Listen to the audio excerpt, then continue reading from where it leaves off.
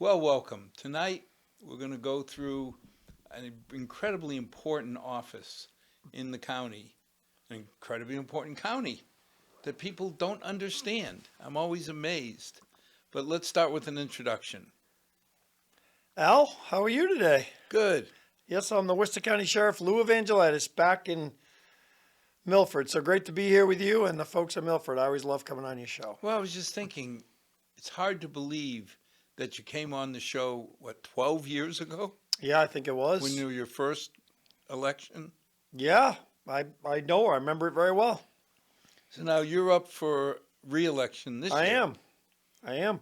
Yeah, it's a 6-year term, and I got to tell you, I love this job as sheriff. I'm really proud of the work we've done. I think we're hitting our stride.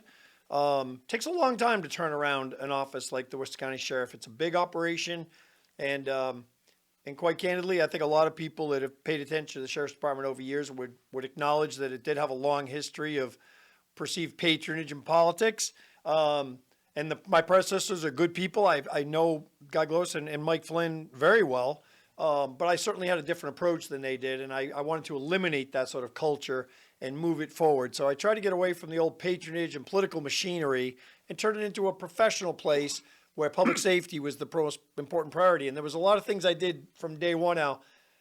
Never took a campaign contribution. Well, see, that was the one thing I never understood, Lou. I know. If you work for me, Exactly. how can I ask you, without a conflict of interest, to donate to my election? I can't answer that question. Now, again, the good news is in 12 years, we haven't heard anything. So when you came on, you made a promise that you weren't going to continue that. I did. I made a lot of promises. I would like to say that I'm proud of the fact I believe we've kept all those promises.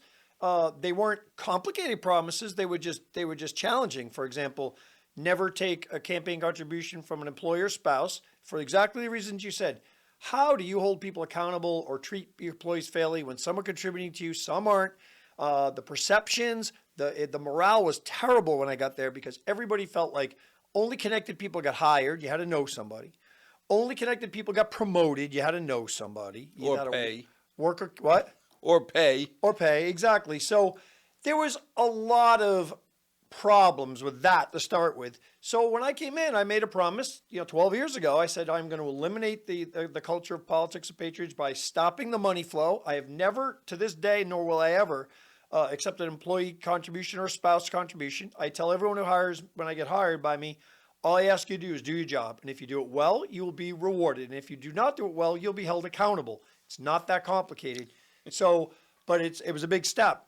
That was never done there before. And I think it made a lot of people who'd grown up in that culture a little nervous. I don't think they knew what to do in the New World Order. So it took a while for that to percolate through. We had a lot of time to turn that ship around. All of a sudden, I have to earn my way up. Well, Yeah. I'll tell you, start with number one. First of all, we raised the hiring standards to the highest in the state of Massachusetts. So to work at the Worcester County Sheriff's Office, the day I got inaugurated back in 2011, you could not be hired by our department unless you had the highest standards of Massachusetts. You had a college degree and or you'd served in the military. So therefore, you eliminated a lot of people that would make phone calls and say, I got a nephew or a cousin or somebody. Have they served their country? Have they gone to college? If they haven't, I could not consider them. So that helped me. And then we took the name off the vehicles. The Evangelidis name would fit on vehicles. I say that with tongue in cheek, but it doesn't belong there because we are the Worcester County Sheriff's Department. We serve the people of Worcester County to make it a better, safer place. It's not about promoting a politician. It's about the office. So my name has not appeared on any of those vehicles that drive around. None of that nonsense. That ended the same day too. And then I guess I'll go to the punchline on this side of the story, which is exactly where you're going, was we promoted based on merit. And I know that seems like a radical concept to some people, and to those in the many aspects of the workforce, they couldn't imagine working in any other type of environment. But in the political world of sheriff, particularly in the Worcester County history, it was all about who you knew, not what you knew, who you took care of, who you worked for politically, and that's how you elevate yourself. It didn't have to do with your work ethic, your attitude, the quality of the person you were, and we ended that. And I got to tell you, Al, there was a lot of battles we fought. I had 4 unions at the jail. We have grievances and battles, but we did all our legal work in-house. We stuck to our guns. We showed a vision that we stuck to, and the idea was we are going to do it right here. And, you know, we didn't make every decision perfect, of course not, but we did our best to stick to our guns. I was so proud of the team we brought in, the people that have joined our department, and many of those who were there before. Many of them didn't like working in that environment either. They wanted to be rewarded if they worked hard. And we tried to let people know there was a new sheriff in town. And the sheriff, as you said at the beginning, I'm up again. But I feel it took, no lie, Al, it takes, there's a reason we have a 6-year term, because if 2 years, they would have tried to get somebody to get me out of there because they wanted to go back to the comfortable way of being connected, having job security. And the people sent me there to make sure the job security came from doing the job right. So I love that. I enjoy that challenge. I love the people that work at the jail right now. I think we have an incredible team. And you're talking about an enormous correction staff. We have superior officers. Almost exclusively now have we promoted all of the lieutenants, the captains, the deputies. We also have community programs and we have internal programs. So we can talk a lot about that in the show, but you know, we have education, substance treatment programming, and then we added so many more programs since I've last seen you. So there's a lot of people up that jail that work so hard because there's things we want to accomplish. And the most important is to say this as far as this. If we do our job well, and the people of this county are counting on us to do it, when people get out of that facility, they're less likely to go back to crime, to hurting our community, to dealing drugs to our kids. And if they go back to a better life, they learn a better way. They win, their families win, And we win. and our community wins. So to me, that's the focus. There are people that belong in prison. There are people who belong in state prison, and that's where they belong. And, you know, I'll drive them myself if I have to. But there's also a lot of people that are there. They're serving time. They're getting out. We have to work with those people that want to meet us halfway to offer them an opportunity to change their ways. And that takes hard work, and you need good people to do that. And, you know, people don't get rich there, but they can change people's lives. But the first couple of years had to be misery, trying to change over an established culture. I won't say misery because I don't believe that for a minute. I would say challenging. Yeah, okay. And many days where you felt like you weren't making progress, you know, almost like, wow, we stick to our guns and we're doing this, and it's been 6 months, it's been a year, and we're still, the morale still hasn't improved and all this. You know, it takes a while. 3-4 years in, when people get a feeling that if I do work harder than Joe and I do put my time in, I will reap the benefits of working hard, the morale has to have improved. Well, it did, and it has. And, you know, I got to tell you one thing, though. If you run a correctional facility like I do and my team does, you know, if you just take your foot off the pedal and just let you get comfortable, things start sliding right back, you know? So you have to keep, I think it's really important to bring in new people all the time, to promote new people, to bring new ideas to the table. But at the end of the day, yeah, I mean, you really feel like you're making progress because you're showing people, as I've said to almost every single person. Now, for example, we have an academy right now. We do our own in-service academy. Anyone listening, please consider applying to the Worcester County Sheriff's Department, particularly for very good correctional jobs, because the applicant pool is down, like in law enforcement across the board. I want to talk about that later, Yeah. and how the attitude. You know, we're lucky in Milford. I've always been proud that we've had 2 demonstrations about our law enforcement people, and they've both been positive. Yes. You know, and that to me really tells you that the current police chief, the previous police chief, they set it up right. They sure did. Because if the officers don't believe in themselves, if they don't understand what they have to do, they're not going to do it right, and the town is going to suffer. That's right. But I remember the first demonstration, it was a day like today, rainy, miserable. Still a lot of people turned out, and the attitude was just, thank you. Thank you for putting your life on the line so that we have a better town. I don't think there's any doubt that the majority, and I'd suggest the overwhelming majority of people do support our police departments. They support local policing. I mean, as a community, as a country, of course we can do better. We're trying, we're striving to do better. We're learning. We're working with best practices. But, we still have to be tough on crime and just smarter on crime as we go forward. So I know that there is a strong support for us out there, but because of the tenacity of the people who like to criticize the It's law not enforcement. popular to say, the little sign I have in my front yard that says we support the Right. Milford Police. Right.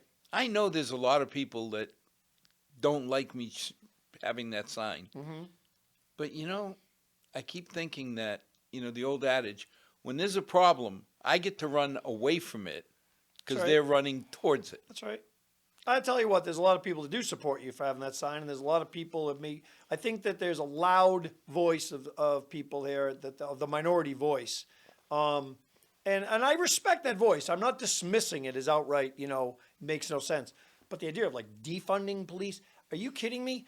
The people who are most impacted by crime oftentimes would be the most impacted by defunding the police. Right. We need to have better policing, bigger policing, and do a better job as far as building the community relations. But the idea of pulling the police out of areas, that would only make crime so much worse. We had a town meeting where we went through the budget, and obviously as part of the budget, any town meeting member can ask to have a line item pulled. Mm-hmm. And one town meeting member got up and said, I'd like to make a motion to defund the Milford Police. I've never heard crickets in town hall Right. until that moment. It was like dead silence. Everybody just stopped, and nobody would second the motion. So it went away. Right. But it really did give you a feeling for how high we hold our police officers. And I think a lot of it, too, is a lot of them are from Milford and from the area. A lot of them speak Portuguese. That's right. A lot of them speak Spanish. So when I listen to the big city goals of being more like the community, I sit there and say, dang, Right. we're already there. Right.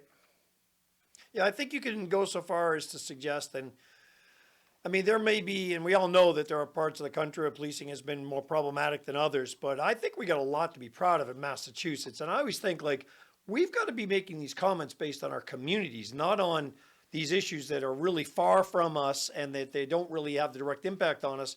And I would tell you that when you look at the police departments, especially in the Worcester County area, like Milford, you just pointed out, how they do reflect the community in a lot of ways, and they're here to represent the community, and they are embraced by this community.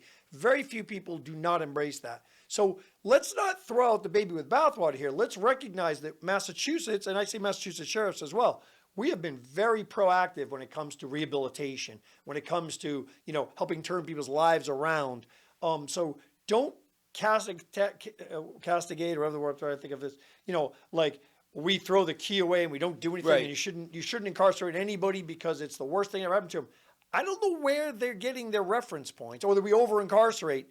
It isn't here in Massachusetts, and the programming we have here is second to none anywhere in the country. And I think our police departments are very innovative and progressive and doing a lot of good things. And I think people like to just throw a blanket over the whole thing and say they're all bad or something. And don't get me wrong, I feel for the people in Portland, for the people in Washington State that have gone through whatever they went through. Right.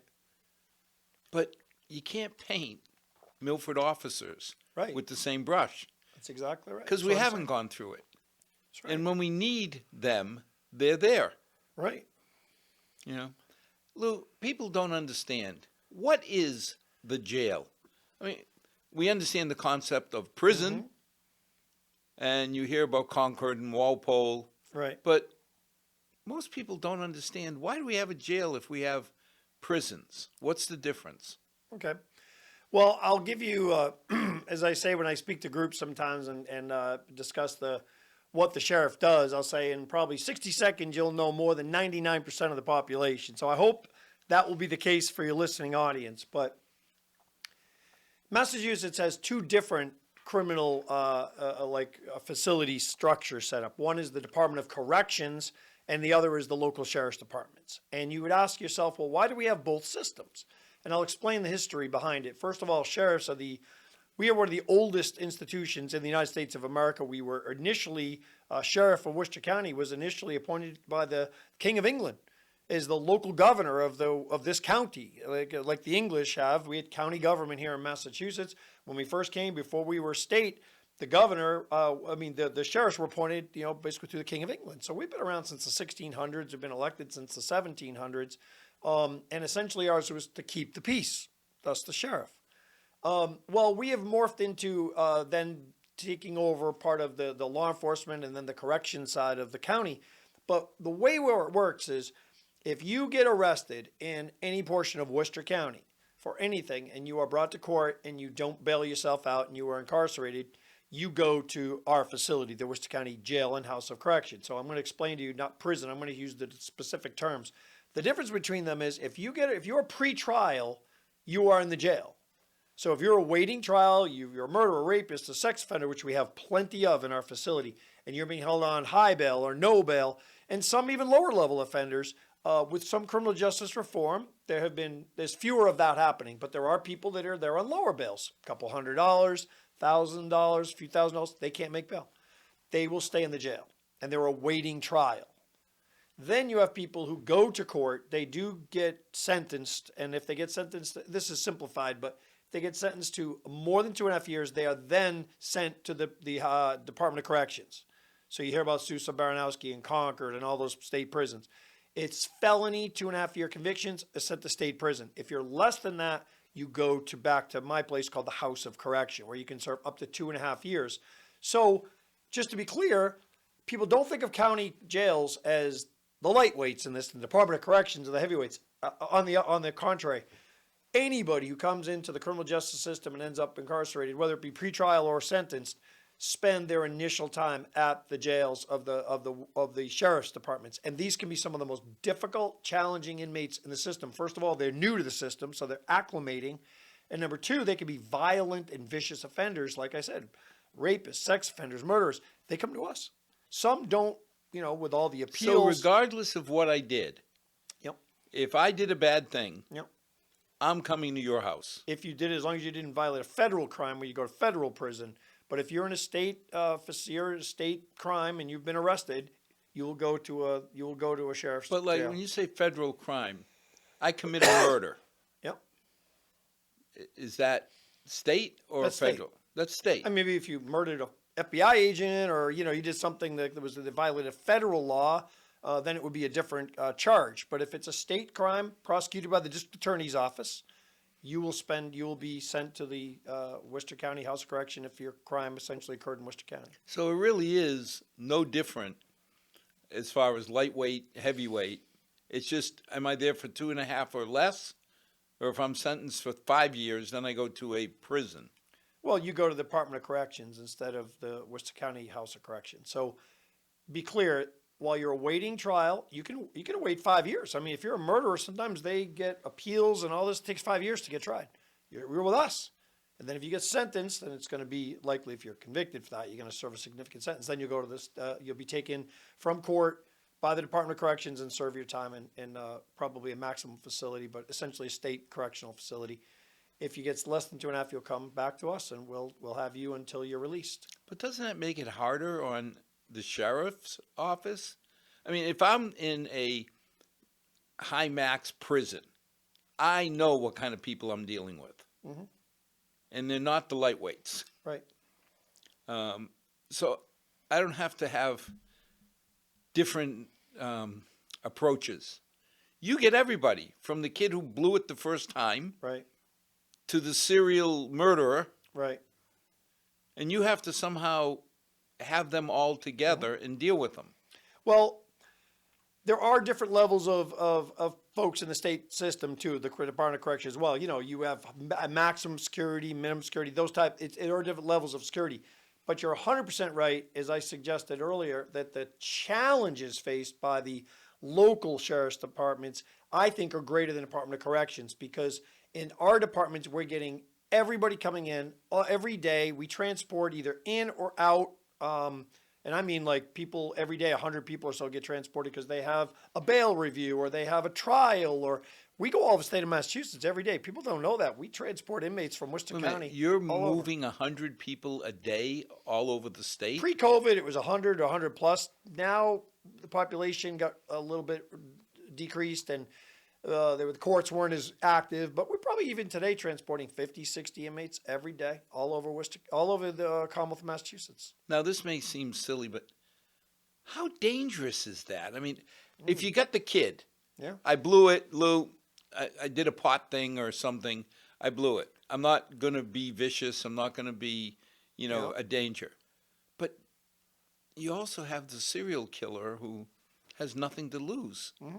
How do you even start to try and deal with all these levels? Well, you got to have a very highly trained, staff. And when it comes to, our transportation department, people have to learn how to put people in cuffs and transport them with chains and make sure that they're all that there's nobody getting loose or anything like that and hurting anybody, hurting themselves.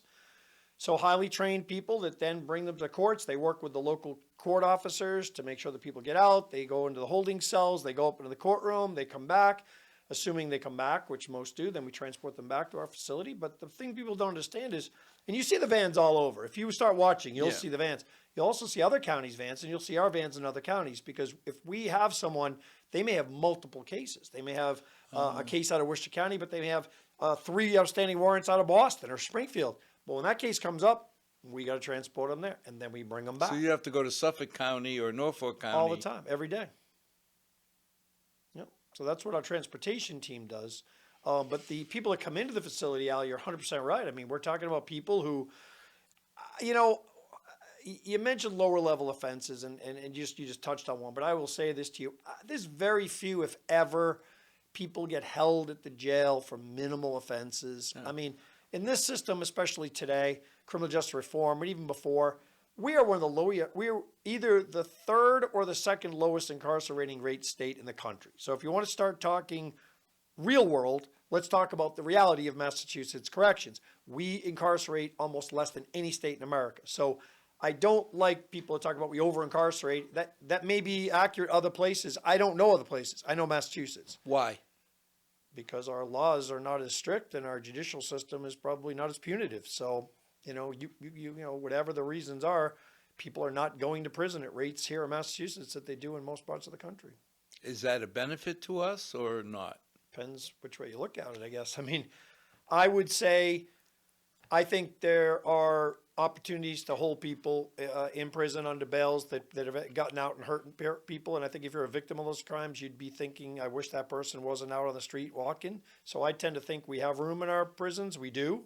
We're full. We were over capacity there for a while, but overcapacity is kind of a difficult term to understand because there was a federal consent decree before my time as sheriff that said Worcester County cannot hold more than 1,451 inmates. Okay, it was built for 700, should never hold more than 1,451. They were sued by the federal government. They signed a consent decree. There was a time there were so many inmates they had to start letting them out. They had to go to court every day and start letting people, because the federal law said we can't have more than 1,451 people. Okay, now I never faced that. But I'll tell you this, I faced the prospect of waking up on Monday morning and realizing we were over capacity, but we never did. We were just on the edge. But then we usually averaged about 1,000 inmates, which was overcrowded by standards of what it was built for, 700. But it was not overcrowded under federal consent decree. We could hold up to 1,400. So that was a comfortable place for us to be. And what I mean by that is we had room for more people. So we've never been, in my term, over capacity, we over incarcerate. I've never seen it. I've only seen the numbers drifting into the 900 range, and then COVID hit. And then you saw a dramatic decrease across the board in arrests. The court system essentially shut down. They were issuing just, when people were pulled over, they just were issued a citation to appear in court. Unless they were serious offenders, they weren't even taken under arrest anymore. This is what was in COVID. And you can ask your local police departments, that was what the world was at. And you remember the time when that was happening. So we were under the same situation. There were people asking to have everybody, released from prison. There was a movement of people to have all people released from prison because it was a death sentence. And I'll just say this to you. I could not be proud of the work we did here in Worcester County and also the sheriffs across the Commonwealth. I will make an argument to you that for the most part, people who were incarcerated during COVID were in many ways safer than the general population. You come into our facility, you are isolated, you're screened, You're quarantined for 14 days, the first 14 days there. You have regular health care, food, shelter, and and you also have programming available to you and to help you. That is a pretty safe, secure environment. And frankly, I mean, knock on wood here. Hope there is some here, but we never had a COVID death. We had very few sicknesses. Sure, we had some breakouts where there were people testing positive, but these are generally younger men. They had very few needs. I don't think we had any hospitalizations, or if we did, very few. The overwhelmingly amount of people that did test positive, and that was for the purposes of isolating people and quarantining them, showed no symptoms at all. So it turned out in the long run that probably it was as likely that the COVID might come in through our staff who were outside than it was coming from the inside population. So we made arguments to the Supreme Judicial Court as a collective unit that we oppose this mass release of inmates. We worked closely with the district attorney's office and the judges, and ultimately it was decided on a case-by-case basis. So you could be released by a judge, but it was on a case-by-case basis. Yeah, but that makes more sense. A total amount of sense. And I'll give you an example of someone that you would say, who would you release? If during the height of COVID, someone was an elderly inmate, 65, nothing personal, and they happen to have diabetes or something, or significant health condition that would warrant them, and they were a low-level offender, and they were in the last few months of their sentence. Now that's something for a judge to consider an early release. Okay, you got anybody with a serious offense, serious record, substantial time left on their sentence, relatively healthy with no real. Why would you ever consider early releasing them? Because people were telling us that going to prison was going to kill you. Well, there was no evidence to say that ever happened. I'm in there for murdering people. No, say murder. Nobody ever suggested murderers get released. Oh, okay. No. But I'm in there for like battery and some heavy duty. Battery, breaking, entering. You got another year left on your sentence. And you're just going to say, well, we were just kidding. Go home. Yeah, it's too dangerous for you to stay incarcerated, so we're going to release you. And there were motions filed in the Supreme Judicial Court to do exactly that, to release everybody with less than a year left in their sentence, everybody with less than 6 months left in their sentence, not taking into consideration what the crime was, who the person was. Don't get me wrong, that didn't happen here, thank God. But there were people that were trying to make it happen. And I guess I'm going back to the original premise of this point I'm making, is that we are not others. We're not, and I'm just going to throw these states out because we're not Mississippi or Alabama when it comes to high levels of incarceration. We're Massachusetts. And we have been doing criminal justice differently and in many ways better than a lot of parts of the country, with our local policing, with our programming, the jail.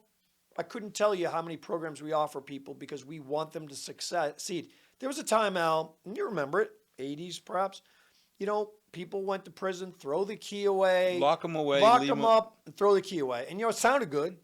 And a lot of politicians love that idea. And a lot of people love that idea. Problem is, when they get out, they're going right back to crime. And I think the idea is to rehabilitate people who are incarcerated, so when they get out, they don't recommit crimes as much for themselves, but is more for us. Well, it's like everything else. I love to say I'm doing it because the goodness of my heart, I'm a good Christian. Right. Yeah, but the other part is I want my kids safely walking the streets. There's very few things in life where we all win, and this is one of those things we all win. I'll give you an example. One of my favorite programs we've ever had in my time as sheriff, and it's the inmate work program. And we have inmates that live in a low security area, and these are nonviolent offenders. These are people usually getting towards the last part of their sentence. They get to stay in this minimum security area, and one of the benefits of the area is that you get the ability, the right, if you so choose, to work in the community, to work on the grounds. It's, in my mind, it's a privilege. And I've had people criticize me for this program. You're forced labor, and I'm like, you don't understand what you're talking about, because first of all, it's a voluntary program. You don't want to work in the farm, or you don't want to work in the community, stay in your cell all day. You can get out once an hour a day or two if that's what you want. I mean, that's your decision. But most people take advantage of that opportunity. What I love about this program, for example, before COVID, because COVID did require to shut this program down for the safety of the inmates, safety of the community. But my first 8 years, we did about $8 million worth of service projects. These were for programs that were non-profits. So if you were a town or a nonprofit and you needed some work done, people didn't have the money. You had the inmates come to Milford. Sure, many times. Many times. We've probably saved the town of Milford, I think, hundreds of thousands of dollars in these workers they come out. So the inmates will come out supervised. They'll come out for a week. They'll work, 5 days or sometimes longer. And they will, for example, paint the town hall, clean up a cemetery. I mean, you name it. And while they're doing that work, they get the sense of, one inmate summed it up for me perfectly one day. I went to visit a site and I said to the inmate, and I talked to him, I said, how you doing? He goes, Sheriff, I want to thank you for letting me be in this program. And I said, well, why do you say that? He said, because, Sheriff, I never had a job before. And you gave me a chance to get into this program. And you know what? I've been getting out every day at 6 a.m. I come out into this community. I've been doing this for months now. And I have a sense of dignity and self-respect I never had before. I've never understood what it meant to work.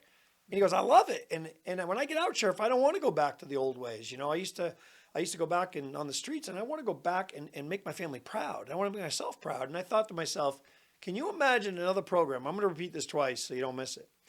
That saves the community millions of dollars and turns people's lives around. I'm going to repeat that because usually you spend millions and you don't get much for it. We save millions, turn people's lives around. So I've come to the conclusion now, and this is my core philosophy in my life now when it comes to our elected officials, is that there is no dignity in dependency. It couldn't be any clearer. So let's support a political system that wants to lift people up and not keep them down. Because if you keep people down, there's no dignity in that. There's none. And I love the fact that this inmate work program has shown people a way to gain self-respect and dignity and a better way of life. And when they get out, they are the least likely people to come back. Well, now, when you look at the success of this program, people say, oh, you got minimum security, it's just going to be abused. How many inmates flunk out? How many do things that you have to take them out of the program? Is it 10%? Yeah. Is it 5%? It's a great question. I've never had it quantified, but it hardly ever happens. I mean, they see this as a privilege and they greatly appreciate the opportunity to do it. As I said, whether it be, we have an organic farm at the jail. Okay. I remember the veggie program. What's up? The veggie program. Yeah. When I got there was no working farm there, and I saw this beautiful land. I mean, we have an old facility, Al, but I would say that the jail itself, the grounds are one of the most beautiful grounds in Massachusetts, 300 acres, beautiful farmland. And I thought to myself, well, why aren't we farming this land, doing something positive? So we started an organic farm, inmate labor, supervised by a few officers that are involved in the program. We started buying seed. We have the tools. So we ended up starting with seed. I'm just going to give you a fast forward to where we are today. We started farming 10 acres. Today we're up to 14 acres. We started growing corn. We then began growing squash and zucchini and green beans and tomatoes, and you keep going, pumpkins. And before we knew it, we were farming 14 acres. We were growing 40,000 pounds of organic produce. We were distributing 500 pounds of organic produce all over Worcester County every day, 500 pounds a day during the growing season. Homeless shelters, senior centers, veterans shelters, you name it, we got out there. And we fed the inmates, saved us $20,000 in food. So the inmates would grow organic food for themselves. They would grow it for this community. And we were doing it, last time I checked, the cost was $350 for seed. And now you're saying that if you can't remember, it's 90% or better of the inmates appreciate this enough that they don't break the rules in a way that you would throw them out. Yeah, I mean, you'd have to be uncooperative. And why would you even want to be in the program if you don't want to do it? It's a voluntary program. I mean, if you don't want to do the work, don't be in it. So I'm sure there are people, and I'm sure I've heard a few, that they just didn't do the right thing, or there's been an occasion, I suppose, where somebody tries to sneak something or get, it happens, let's be honest, right? But those are few and far between, Alan. I've learned one thing as sheriff. I've told our team, we have these conversations all the time. You could easily just lock everybody up and not offer these programming and just say, I'm not taking any chances on people. But I think it's important to do the right thing, and that means offer people the programs to give them a chance to do something better with their life. And I'll give you an example. We have no inmate contact visits. So, for example, if you want to visit an inmate up there, you can see them through, glass and things like that, but you don't get a chance to sit together one-on-one because we've seen in the past people are trying to sneak things in. Our ultimate job is care, custody, and control of inmates and safety of the inmates. So we can't risk having a weapon or drugs or some kind of, contraband. On the TV, everybody sees that the prison shows, Right. the jails that they're rife with people smuggling in weapons and Sure. drugs. How do they do that if they can't touch?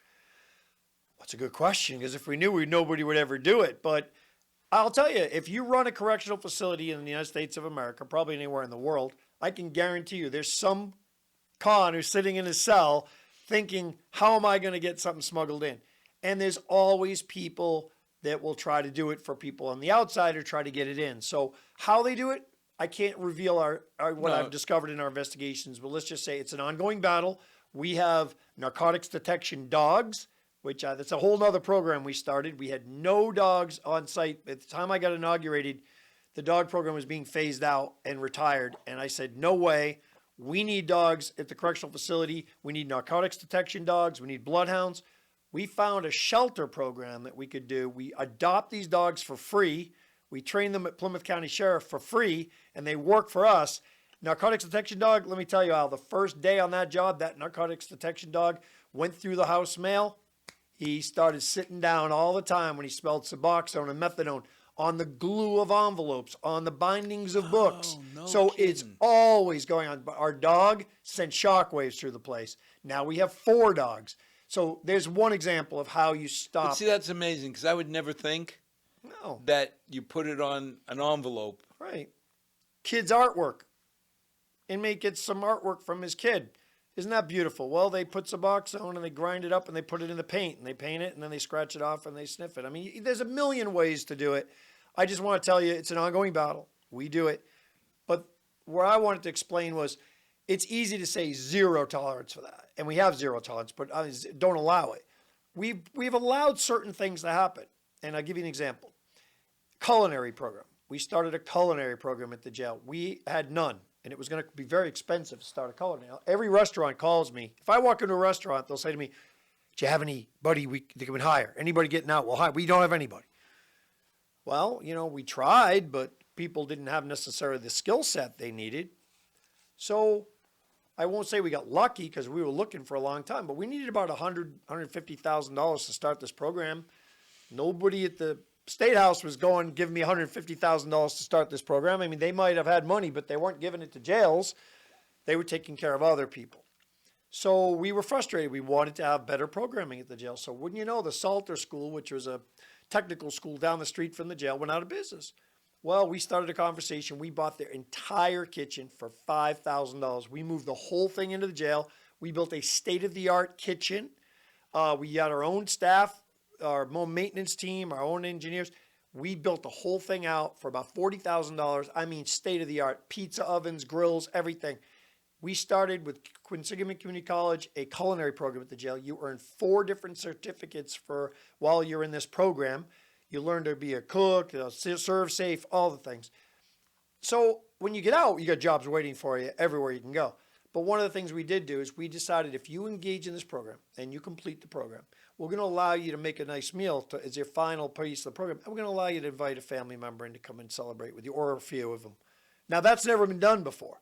To me, this is what we need to do to build a trust in the community to work. Now, we obviously put people through security going in and out, but we do allow it. So I'm making exceptions to the general rule because I believe it's the right thing to do. Now, it comes with a risk, and we got to be vigilant about it.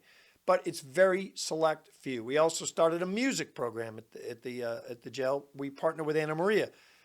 A woman developed a thing called it was Opportunity, and what it was a music curriculum that they brought into the elementary and middle schools that's going on all across the country to expose people to music who may not have been exposed to music. Well, she came to us. She said, "I'd like to start a pilot program at your jail. We'd like to bring some graduate students from Anna Maria into your jail to teach music." Now, music is a very therapeutic process for people incarcerated, okay? These folks would learn. Now, remember, they got to earn their way into these programs, Al. You don't just go to prison and it's like college having fun. Hell no. You got to be well-behaved. You got to earn your way in these programs. But if you do and you qualify and you earn your way in, we're going to give you an opportunity. So you already are setting the stage to say, here's a life lesson. Exactly. If you do the right things, Exactly. you get good benefits. Mm-hmm. If you're not behaving or you're giving the prison guards problems, stay in your cell. Well, that's what it comes down to. I mean, you got a choice to make, and you're going to be given opportunities. You're going to be held accountable. So, carrot and the stick. And the way I look at it is, I want a place where we have the staff in place, the innovation in place, because that's what I think people sent me there to do, Al. I mean, when I campaigned for this job, the people voted for me, and frankly, overwhelmingly, and I was eternally grateful. I will never forget it. I tell everybody who comes to visit me and sits in my office, I tell them, I said, I'm not here as much for the people in front of me as the people behind me. I said, they sent me here to do a job, and it wasn't to be Mr. Popular at the jail. It was not to do the coddle people. It was to hold people accountable, to bring in the most professional people I could, to fight the fights, whether it was even on staffing or it was with the inmates. But the reality was, it was a professionalism they sent me there to do, and then create a program that would make us safer. You don't make people safer without giving them options to turn their lives around, but they have to want it. We've learned how. You have one inmate goes into a class or a substance treatment class, and he just doesn't want to be in there. He's just joking you there. It's going to disrupt the whole class. It's going to ruin it for everybody. He's going to be the wise guy. He wants people to fail with him. That's what people want. People in substance issues, people who are failing, they love company. They get resentful to people that find a way out, find a way to succeed. They want to drag you down. And I always tell people who come here, many people come from gangs, and I always ask them, I say, how'd you get here? Where were you? They tell me. I said, how many of your fellow gang members come visit you here? None. They don't come. Your family comes. You might have good friends that come. They don't come. They forget about you. As soon as you get in there, they forget about you. And same thing is with people that when you get out, they want you to come right back to them and fail. They don't want you to succeed. They resent that. So we give people those real opportunities, Al, and I'm really proud of it. And that opportunity program, for example, another program where at the end of it, they put on a concert. They express themselves. They will read what they've written. They will put it to music. And what I found is incredible is the graduate students in that program, they get just as much out of it as the inmates do. If they learn together that we're human, we got to do things together. But when they get out, again, they are changed. Just like the people who in the culinary program, the people in our dog programs. We have a shelter program at the jail where shelters buddy up. This costs us not one penny, by the way, Al. I found a shelter to buddy up, puts in between 2 and 4 dogs inside our minimum security area. The dog will live with the inmate for 12 weeks. Dog will be trained by the shelter. I mean, the inmate will be trained by the shelter how to rehabilitate this dog. These are dogs with slight behavioral issues, So they come in, they live with us 12 weeks. The inmate gets a sense of connection with an animal. The officers tell us the whole vibe in the jail just drops. All the stress drops when the dogs come in. They're safer. They love the program. We were over 110 for 110 adoptions last time I checked. First year we did 24 adoptions. The first 8 were our own employees adopted the dogs. They see them running around the yard. Doesn't cost us a nickel. And think about a program like that. Doesn't cost you a nickel. We've saved and adopted over 110 dogs. The inmates are less likely to reoffend when they get out. The psychological benefits of having pets in prisons is very well documented. And the officers say it's safer. These are the kind of programs I'm so excited to have brought to a place that had none of these when I arrived in 2010. Now, just weren't there. Even listening to you, COVID hit. Yeah. And a lot of our judicial services shut down or toned down. You don't have that option, do you? No, we don't. I was going to say, you can't shut down the jail and just say, no vacancy, Right. Criminals, come back in a year. Right. How did you cope? I'm going to tell you something. That was a challenge. Like, we all faced a lot of challenges during COVID, And I'm going to tell you, first of all, I could not be prouder of the work we do at the jail. And like you said, I'll never forget, I don't remember if it was, could have been my first New Year's or Christmas or Thanksgiving, whatever it was. You're sheriff, and you realize this holiday where everyone else in the world shuts off, jail's still open. It doesn't shut down. Your staff are still there every day. They're working around the shift, 24/7, 365. That's a fact. I mean, there's not one day. So you get used to that rhythm, and then COVID hits. And it seemed like the whole world just checked out, shut down. The roads were empty. It was unbelievable. And yet we didn't have that option. I mean, nobody had the option not to come to work. We essentially were forced to remain open, which we knew it was our responsibility. It's what we do. That was a hard time. Management was very challenging then, if you can imagine staff, for 100 different reasons. I'll give you one example. Who would ever foresee this? You think we have it written out? I can go off on a lot of different tangents, but do you think ever you'd think of in a contract with the union correctional officers that you'd have to have written in there that, you know, to have a sick day, you need a doctor's note from a Massachusetts physician? You don't have it in there. But suddenly we're getting sick notes from doctors in North Carolina that never saw anybody. And it's like, what? I mean, so managing people was challenging. The officers didn't know how safe they would be. The inmates didn't know how safe they would be. I'll tell you the day everything changed was when the NBA shut down. I remember the jail. A lot of the inmates were laughing about COVID, no big deal. And all of a sudden the word spread, wow, the NBA shut its season down. Like, this is real serious. And the officers, too, were impacted by that. So it was a scary time, but we had a job to do. So we had you can't believe, I mean, it's hard to even, I'm thinking back, it seems like 20 years ago, and it was, 2 years ago. The amount of effort that we did together when COVID hit to run to jail, like you just said, we're there every day, all day. The amount of collective effort I saw at that jail between, and I'll tell you what, the inmates got it, the officers got it, all our non-correction staff, our civilian staff got it. That jail was clean top to bottom 3 times a day.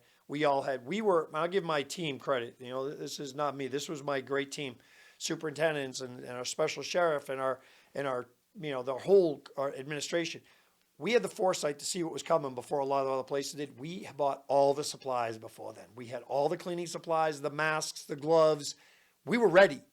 When some departments were freaking out because they needed to be, by law, they mandated masks and gloves. And they didn't But you have to buy them. You had to buy them. You couldn't find them. We had them. So we had all the cleaning supplies. So when it was really ramping up, we were already on it. We were washing. Every officer would walk around, wash every doorknob, every cell wall. The inmates started joining in. They were washing down their bunks and their sinks, and the floor was getting mopped 3 times a day. And because you didn't know what to do other than sanitary conditions. You remember? I mean, it's hard to believe how scared people were at the time, because do you remember you were told, like, you should wash every bit of food you bring in your house, including like a gallon of milk. You're supposed to wash it, right? Everything was just, you didn't know. You had to wash your hands 20 times a day or whatever it was for 30 seconds or whatever it was. Well, imagine running a correctional facility in that environment, how frightening it was for a lot of people. So we had to give a very solid plan to our staff. We had to develop a plan, explain what we were doing. We were on top of it so everybody could stay calm. And I'm blessed to have an incredible staff that we were really prepared. We put forward, I would say, as good or better plan than anybody in the Commonwealth. We were on it before anybody else as far as our ordering of supplies. And I think we did a really great job. So I'm real proud of that, but it was real challenging. Didn't see that coming. And it also had ups and downs and spikes. And we're still in the post-COVID world, but now I see you have your own graduating class, internal, Yep. for officers. Yep. Everywhere in the country I read that because of some of the sentiment and the disrespect shown to officers, that police chiefs are having a hard time getting people to stand up and want to be a police officer. That's right. How does that affect you? It affects us significantly. We've had significantly fewer applicants for the jobs. I was really proud of the fact that even with our high standards, we were able to attract, especially in the spring when because most of our people come from either, if not the military, then they're coming out of the local criminal justice departments generally, Worcester State, Framingham State, Nichols, like those local schools. So we used to average 100, 150 applicants, and we try to fill a class, an academy of maybe 25 guys. That would be a So women. 4 to 5 to 1. And today we probably are lucky to get 40 or 50 applicants, and to even get 20 people in academy is almost unheard of now during COVID. It's probably been dropping down to 15, 12. We can't, we don't want to just take anybody. No. So, and the challenges, and I'll tell you, it's multiple challenges. One is law enforcement in general has been tainted for whatever reason as a career, as a profession. I think that will change, and I think it will ultimately be restored. Well, it'll come back. Exactly, like everything. But that has put an impact on it. And then let's be honest. I mean, geez, during COVID, there was an incentive for people to stay home. So people were thinking, why would I go to work? I don't want to work. So we were just having trouble attracting people. And the one problem we've had, also is that because the state police, for example, local PD's having trouble too, they'll swoop in and take our people. Oh, We've got some very highly trained, very well-educated people at our place. They are scooped up. They pay more than we do. They'll scoop. The state police just took 5 of my correctional officers like the last 2 weeks. I read in the paper, and it seems like they're trying to give an impression that I'm not overly happy with it. The highest paid people in these towns are fire and police. Okay. And I sat there and I said, wait a minute. Burning building. Mm-hmm. They're running into burning building. Mm-hmm. Cancer rate is so much higher with firefighters. Mm-hmm. Police officers, there's a much higher probability that a police officer is going to get hurt or shot than me going to my office. Would think so. I can hurt myself with a pencil. I can break a pencil on my finger, but I sit there and I say, well, wait a minute. I want these people overpaid, especially the cops, Sure. because I don't want anybody struggling and having to look for alternate source of income. Exactly. If they're making a good, solid salary, Mhm. my naive understanding is why would they go off the path? It's an interesting insight there because if you do look at law enforcement across the world, the biggest problematic areas are rife for corruption. Like Mexico, for example, is very lowly paid, rife for corruption. And it defeats the whole purpose. When you lose faith in the system, you lose faith in a lot in this country. And I think we have to make sure that our police officers are adequately compensated and firefighters adequately compensated. They do very challenging, difficult jobs. And you said you just don't want to set I'm it up not for running failure. into a burning building. So am I I'm running away from that Well, building. that's it. And the only reason I get to run away is that, there's Right. 2 or 3 guys running past me into it to save everybody in there. So why would I feel bad that they're getting paid a little bit better than the average person? Right, Or a lot better? right. And a lot of it, there's a lot of overtime too that factors into that too. So, and details and things. So there's a lot of factors that go into it. Yeah, but Lou, and I hear about this, the overtime that we pay to details. And, well, wait a minute, that's time away from their family. That's what I'm saying. So yeah, they'll make a lot of money on Right. details, but they don't get to go see the baseball game that their kid is playing in. They don't get to see the pageant that their kid is participating in. Again, I want them, I hate to say it, being on the finance committee, this is blasphemy, but I want them overpaid, or paid enough so that they're comfortable. Yeah. This Well, my problem is, Al, frankly, correctional officers, Worcester County, for example, we're not paid right. We're not paid right. And I'll give you an example why. Department of Correction officer generally makes, I'm just speaking in generalities, if they're making 10, 15,000 more than a lot of the correctional officers that work at my place, they do the same job. Matter of fact, I made an argument earlier, they move to a more difficult job because they have to deal with the inmate population when they arrive. And a lot of them are detoxing. A lot of them are not happy to be there. They're getting acclimated. They're very challenging. What's an average correction officer make? It's really hard to say because, you come in as an officer probably, our initial salary in the $35,000, $40,000 What? range. Well, initially hired, but then you move up into like the $50,000 range. And then if you move up into like a sergeant gets a stipend in addition to that, and then a captain and lieutenant. But with the overtime, you can make $70,000, $80,000, $90,000. Well, no, that's making me feel better. Yeah. Because when I think of office workers, Yeah. administrative aides making Yeah. 50, 60 grand, I know. I sit there and say, wait a minute. Seems like a little more dangerous to be a corrections officer. I have been advocating for increased pay. We have a pay parity bill right now we're working on with the legislature. I mean, how do you pay people doing the same exact job different rates like that, especially in a state system like that? It's really appalling. And, I've worked hard to get the Worcester County correctional team improved in their pay. And I have. I've elevated the pay level. But see, but that it's makes still, no sense to me, Lou, because if I'm an officer at the jail and I'm an officer on the beat, I'm not paid the same? No, not at all. See, I guess I know. I don't understand. Well, you'd be asking the same questions a lot of us are asking. You know, you're putting your life on the line. I mean, you may not have as many instances of facing guns, but Right.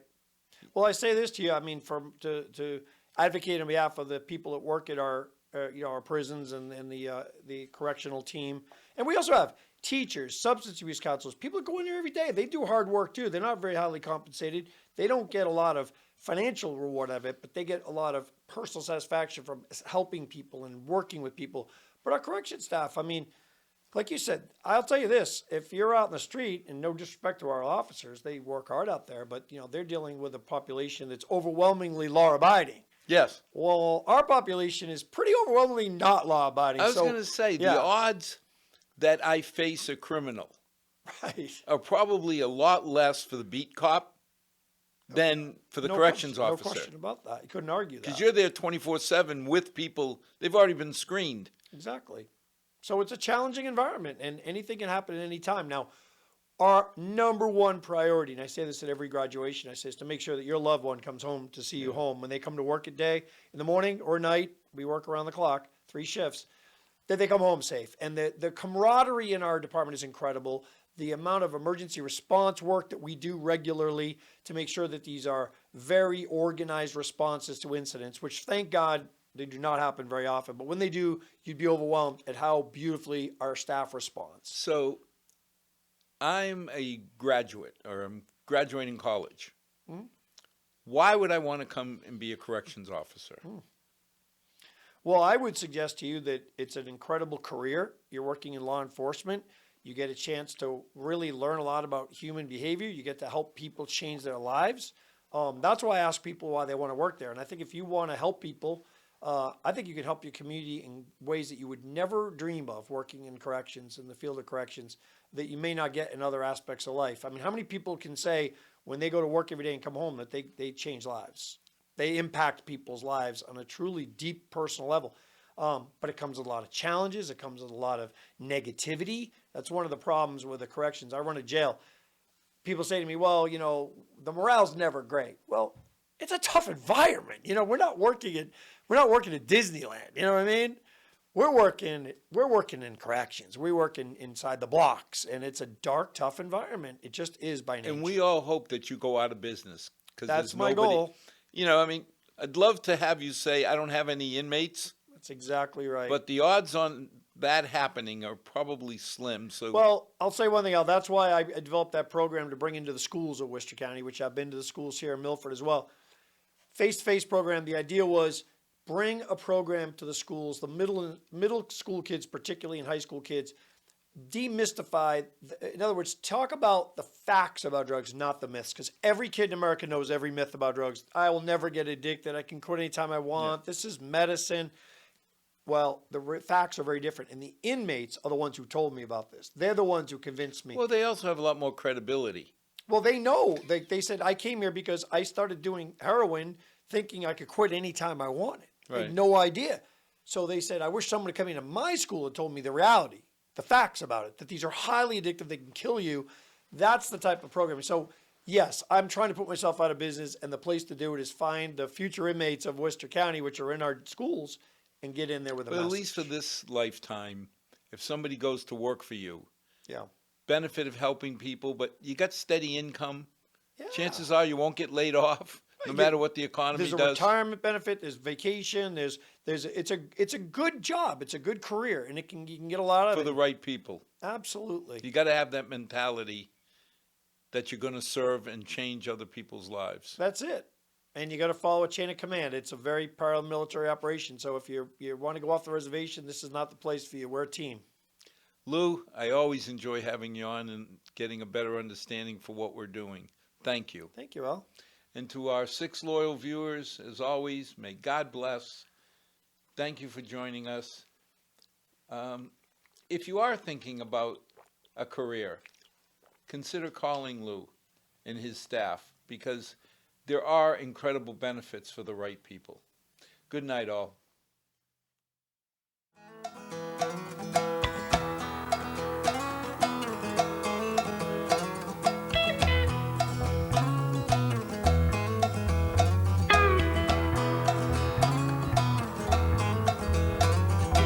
Far too long since I've been home. Been running all my life just searching for my soul.